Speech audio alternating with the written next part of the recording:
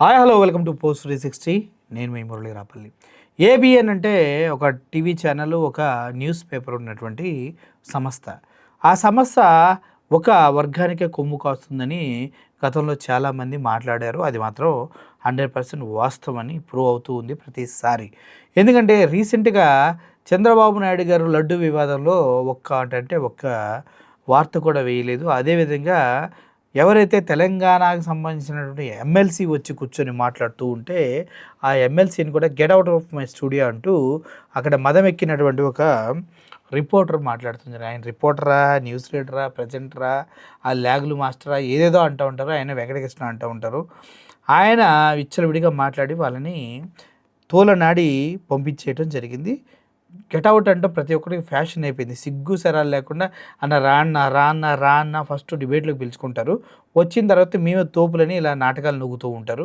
ఇది కొన్ని టీవీ ఛానల్లో పరిపాటిగా జరుగుతుంది. అయితే తెలంగాణ బిడ్డని, ఎమ్మెల్సీని, అదేవిధంగా ఓయూకి సంబంధించినటువంటి ఓయూలో చదువుకున్నటువంటి వ్యక్తిగా అందరికీ సుపరిచితమైన వ్యక్తి రవీంద్ర గారు. ఆయన్ని ఇలా అవమానపరిచి పంపించడం చాలా బాధాకరం నిజంగా చెప్పాలంటే.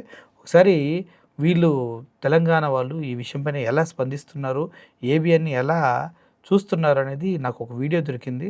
ఒకసారి మీరు చూడండి. ఏబిఎన్ ఆంధ్రోళ్ళ బానిసత్వ నెట్వర్క్. ఏబిఎన్ అంటే ఆంధ్రోళ్ళ బానిసత్వ నెట్వర్క్ అంట. కరెక్టే మీరు విన్నారు. ఆంధ్రోళ్ళ బానిసత్వ నెట్వర్క్. వీళ్ళు ఏం చేస్తారు? అబద్ధాలు, బూతులు, నాన్ సెన్స్ చెప్తారు. ఇదే ఏబిఎన్. అబద్ధాలు, బూతులు, నాన్ సెన్స్. ఇట్లాంటి మీరు తెలంగాణ ఉద్యమం చేసిన పర్సన్ బీఆర్ఎస్ పార్టీ కార్యకర్త పట్టుకొని get out of the room అంటారు. ఇంకటి చేసినావు, జర్నలిజం చేసినావు కదా, సో కాల్ జర్నలిస్ట్ ఎవరైనా ఇచ్చనే బిహేవ్ చేస్తారా? డైరెక్ట్ ఎవరైనా చిన్న వర్డ్ స్లిప్ అయితే గెట్ అవుట్ ఆఫ్ ద రూమా? ఆ పర్సన్ తెలంగాణ పర్సన్ కాబట్టి నువ్వు అలా నాకు తెలుసు. నువ్వు ఏడుంటున్నావు, నీ డబ్బులు ఏడొస్తున్నాయి, నీ ఫ్యామిలీ ఏడుంటుంది, తెలంగాణనే కదా. నువ్వు గెట్ అవుట్ రా, గెట్ అవుట్ పో, నీ స్టేట్కి పోయి పెట్టుకో, అడిగెళ్ళి నడిపించుకో. వీళ్ళకి తెలియదేమో 24/7 అని ఆంధ్రాలో పెట్టేసి దివాలా తీస్తే దిక్కులేక తెలంగాణలో ఉన్నటువంటి ఆంధ్ర ఛానల్కి వచ్చి పొట్టపోసుకుంటున్నాడు. మీరేందన్న ఆయన మీద పడతారు? 24/7 అని పెట్టి ఆశాంతం అమ్మి అయిపోయింది. అక్కడ అర్థం కావట్లేదు నీకు. అక్కడ బతకలేక ఇక్కడ వచ్చి ఇక్కడ నుంచి తరివిస్తే నెక్స్ట్ ఏ స్టేట్కి వెళ్ళాలి. వేరే లాంగ్వేజ్ కూడా సరిగా రాదు. అది గెట్అవుట్ ఏదో కట్టకు పలికాడు కానీ వేరే లాంగ్వేజ్ బతికే అంత సీన్ లేదు మనకి. అరే ఈ ఛానల్ ని ఎప్పుడో బ్యాన్ చేయాలి. ఒక పార్టీని జోకుడు, ఒక మనిషిని జోకుడు, ఒక ప్రాంతం ప్రజలు ఇట్లా చేసుడు, ఇవే బతుకులు మీవి.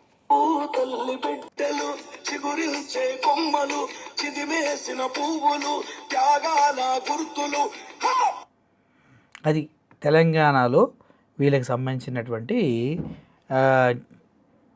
వ్యవహారం. వాళ్ళు భలే అన్నారు, అబద్ధాల ఏ బతుకులు నెట్వర్కా, బూతుల నెట్వర్క్ అంట. సో అయితే ఇదే క్రమంలో మనం కనుక క్లియర్గా చూసుకున్నట్లయితే తెలంగాణ వ్యాప్తంగా బీఆర్ఎస్ పార్టీ ఏబిఎన్ ఛానల్ని బాయ్కాట్ చేసింది. వాళ్ళకు సంబంధించినటువంటి ప్రెస్ మీట్లు కానీ, వాళ్ళకు సంబంధించినటువంటి టీఆర్ఎస్ భవన్లో ఎక్కడ ఏం జరిగినా కూడా ఏబిఎన్ వాళ్ళు వస్తే పెచ్చ కొట్టి తరివేస్తారు అంటూ ప్రెస్ నోట్ కూడా రిలీజ్ చేయడం జరిగింది.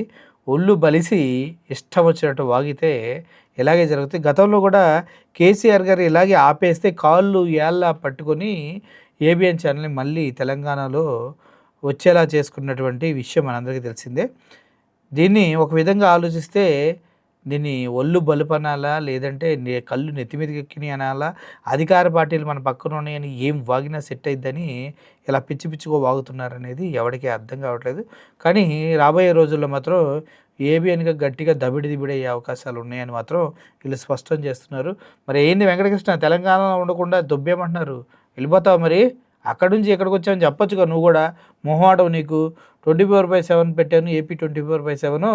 అక్కడ ఏమి ఎక్కలేక ఇక్కడికి వచ్చి ఏదో దాన్ని ట్రై చేస్తున్నా, కానీ ఇక్కడ కూడా ఏదో ఈక్కుండా చేసేలా ఉన్నారు. బొట్టగుడ్డి కోసం ఉద్యోగం చెప్పు, ఓవరాక్షన్ చేయకుండా అని అందరూ చెప్తున్నారు. వెంకటకృష్ణ ఏమంటావు? ఆలోచించుకోండి. Thank you for watching this video. Murali signing off. Thank you so much.